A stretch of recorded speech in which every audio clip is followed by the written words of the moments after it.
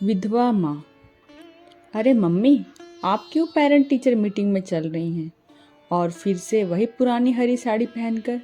10 साल का बंटी चिड़चिड़ाता हुआ बोला। पर उसकी मम्मी तो खुशी के मारे फूल ही नहीं समा रही थी। शहर के सबसे बड़े स्कूल में एक एक पाई इकट्ठा करके उसने अपने इकलौते बेटे का एडमिशन बड़ी मुश्किलों से करवाया था। बंटी के पापा के ना रहने के बाद तो जैसे वो अपने सारे सपने बंटी की आंखों से ही पूरा कर लेना चाहती थी। इसलिए वह उसकी बात पर ध्यान ना देते हुए बोली, अब जल्दी से चल वरना मीटिंग खत्म हो जाएगी। हो ही जाए तो अच्छा है, बंटी धीरे से बुदबुदाया। पर उसकी मम्मी तो अपने बच्चे के मार्क्स के लिए बहुत उत्सुक हो रही थी। बंटी ने एक नज़र अपनी माँ को देखा, जो ढेर सारा तेल लगाए एक सादी सी लंबी चोटी बनाए हुए थी और अपनी वही दो साड़ी में से हमेशा की तरह सूती हरी साड़ी पहने थी। बंटी को अपनी दोस्तों की मम्मियाँ याद आ गईं, जो बहुत ही फैशनेबल थी और सिर्फ अंग्रेजी में ही बात करती थी। बंटी सर झुकाए हुए चला जा रहा था, पर उसकी मम्मी के पैर तो मानो हवा से बातें कर रहे थे। हे भगवान, आखिर स्कूल आ ही गया, बंटी गेट पर बोला। उसकी मम्मी ने आश्चर्य से पूछा, तो हम लोग तो स्कूल ही आ रहे थे ना? बंटी के सभी दोस्त उससे हंस कर मिल रहे थे। वहां पर उसकी मम्मी को भी सब नमस्ते कर रहे थे, पर पता नहीं क्यों उसे लग रहा था कि सब मन ही मन उसकी मम्मी पर हंस रहे थे।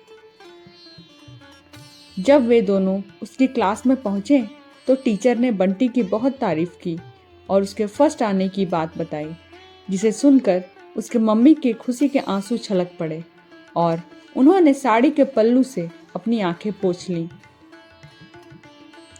टीचर मुस्कुरा दी, पर बंटी को अपनी मम्मी पर बड़ा गुस्सा आया। तभी टीचर बोली, प्रिंसिपल मैडम आपसे मिलना चाहती हैं। आपका बेटा सब सेक्शंस में फर्स्ट आया है ना? यह सुनकर मम्मी खिलखिलाकर हंस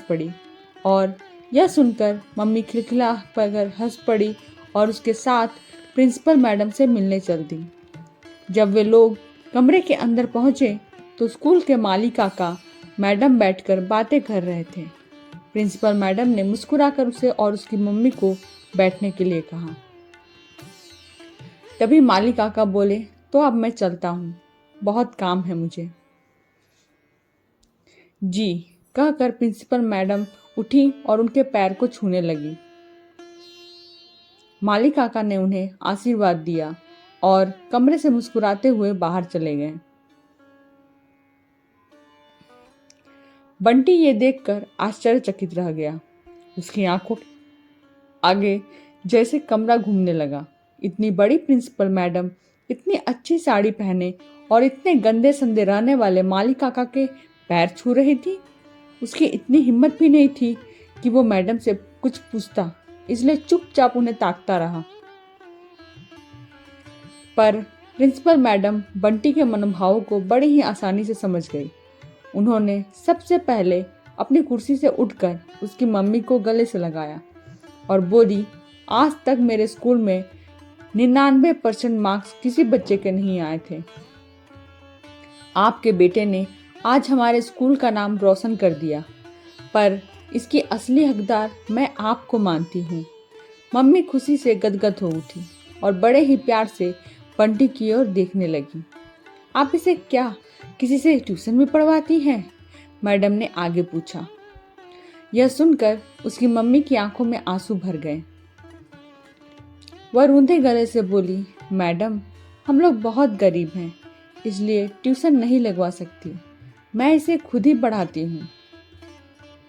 यह सुनकर प्रिंसिपल मैडम ने बंटी को देखकर भावुक होते हुए कहा, बेटा फर्स्ट तुम नहीं, तुम्हारी मम्मी आई है।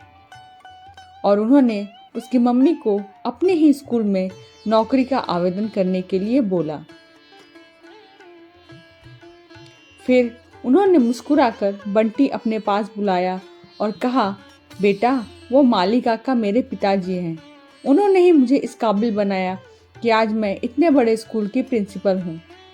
यह सुनते ही बंटी अपनी माँ से लिपट गया और फफक फफक कर रोने लगा। उसकी माँ उसे गोदी में उठाकर चुप कराने लगी और मैडम मुस्कुरा रही थी, क्योंकि वो जानती थी कि ये बंटी के पश्चाताप के आंसू थे, जिन्होंने उसके मन का सारा अंधकार धो दिया था और अब वहाँ सिर्फ ज्ञान और विवेक का प्रकाश था। बंटी प्रिंसिपल रूम से निकलते वक्त मम्मी का हाथ जोर से पकड़े हुए था और उसे गर्व था कि उसकी माँ ने कितनी सादगी में रहते हुए भी उसके लिए सब कुछ किया। उसने मम्मी की ओर हंस कर देखा, जो बंटी की भावनाओं से अनजान उसके स्कूल को अभी भी बहुत खुशी खुशी देख रही थी। आशा है आज की कहानी आपको पसंद आई होगी। मेरे चैनल को लाइक करें, शेयर करें और सब्सक्राइब करें, और हाँ, बेल आइकन को प्रेस करना ना भूलें। तब तक के लिए धन्यवाद।